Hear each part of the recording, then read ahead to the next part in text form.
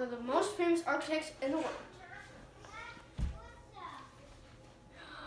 Architects have been around for centuries. Who built Noah's Ark? An architect, of course. Okay, I'm going to tell you 10 fun things you did not know about me. Well, I guess you didn't. I guess you don't know about me, but I just start. Okay, anyway. My paper's upside down. I don't know why. Number 1. Fiscal responsibility is not my strong suit. Number 2. Only half of what I designed was built. Are you serious? Like, half? Oh. Number 3.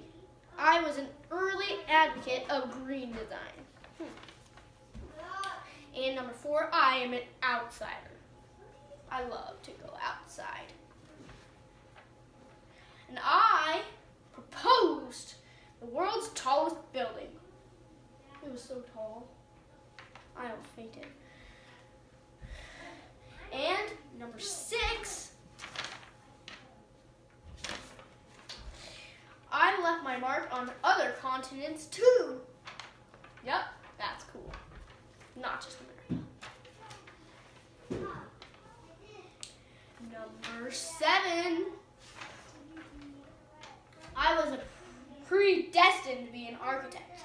In fact, when I was in my mom's belly, she said, this boy inside of here is going to be a famous boy, and a famous man, and a famous guy, and so on. And number 8, I was instrumental to the invention of Lincoln logs. Like, yeah, Lincoln logs stack, stack, stack. Without me, that couldn't have been done, so say thank you. Abraham Lincoln did not do that. I did, actually. And number 9, I likened my trade to that of a classical composer.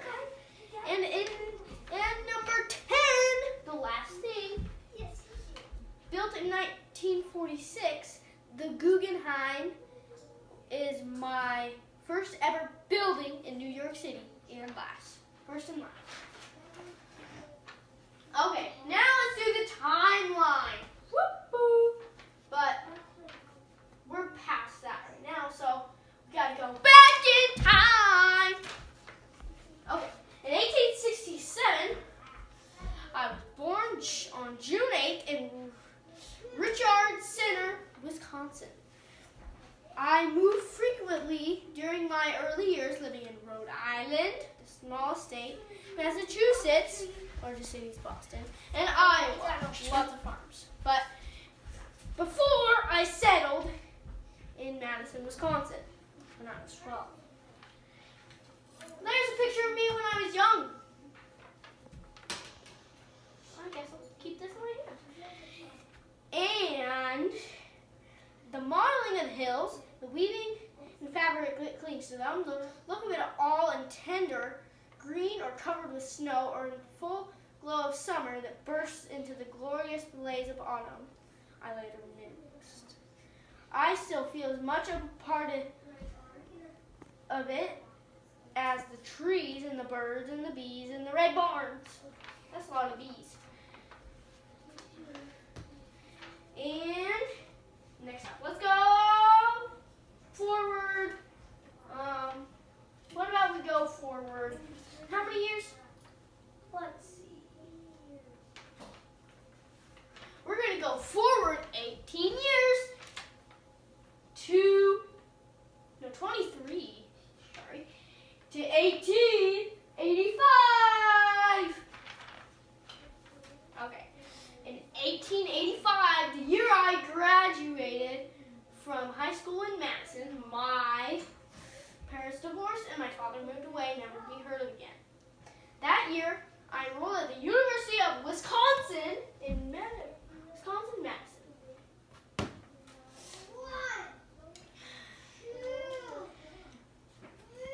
To study civil engineering.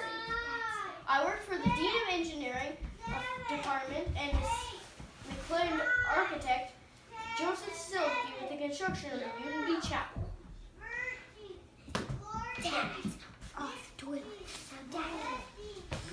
The experience convinced me that I wanted to become an architect, and in 1887 I dropped out of school. Sorry, bye-bye.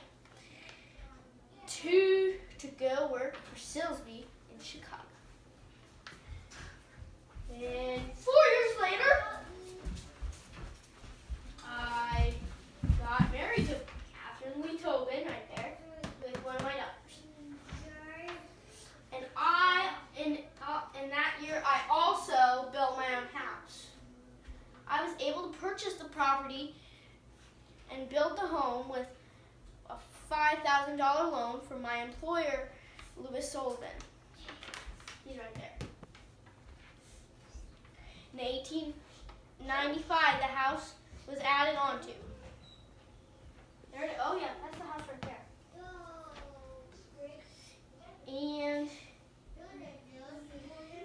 And I built the house when I was 22. And I raised 6 kids inside: Lloyd, John, Ida, Francis, David, and Catherine. That's a lot of kids. That must have been one of them. I just can't remember. Yeah, you always get your kids mixed up. And let's go forward 1 year. Let's go forward 1 year. To 1890, where I got a job. And in 1890, I began an apprenticeship, that's a long word, with the Chicago architectural firm of Alder and Sullivan, working directly under Louis Sullivan. I don't know why I keep saying his name, but there he is right there.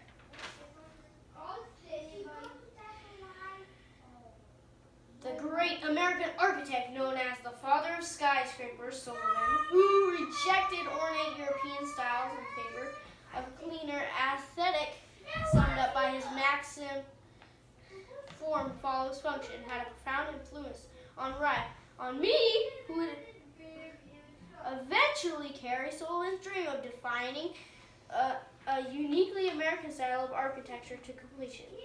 I helped build the Lloyd Wright building, which is right here. He helped me. Us two built that.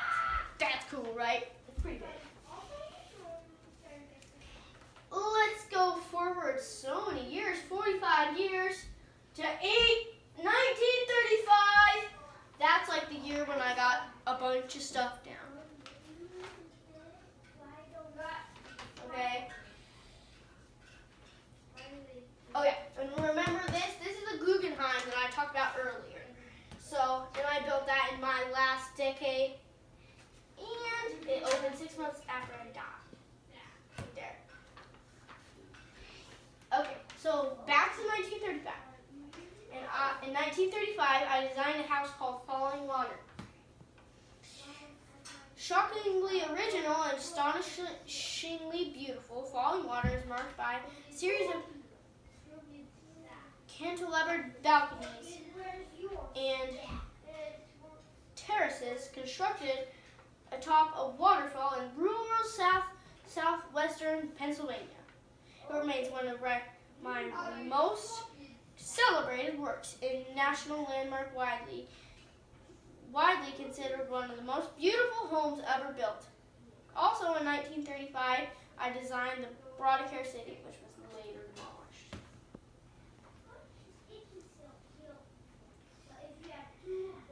And Frank Lloyd Wright died on April 9th, 1959.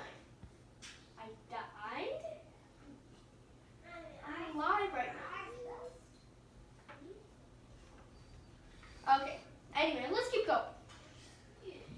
At age 91, widely considered the greatest of the 20th century and the greatest American architect of all time, I perfected a distinctly American-style architecture that emphasized simplicity and natural beauty in contrast to the elaborate and ornate architecture that had prevailed in Europe.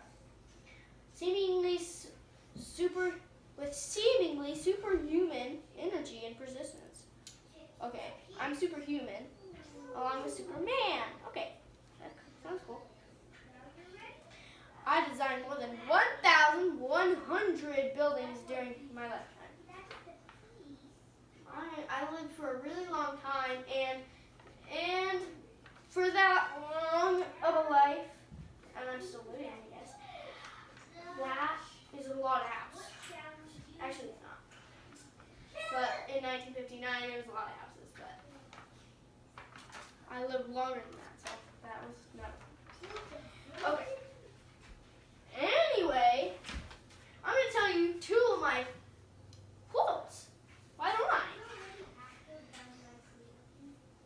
Oh yeah, and by the way, there's my grade.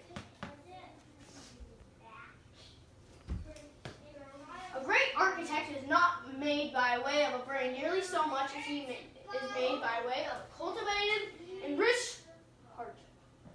Yep, that's my heart right there. Frank Lloyd Wright.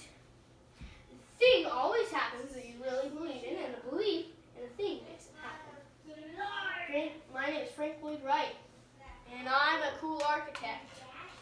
And frankly, you know I'm right.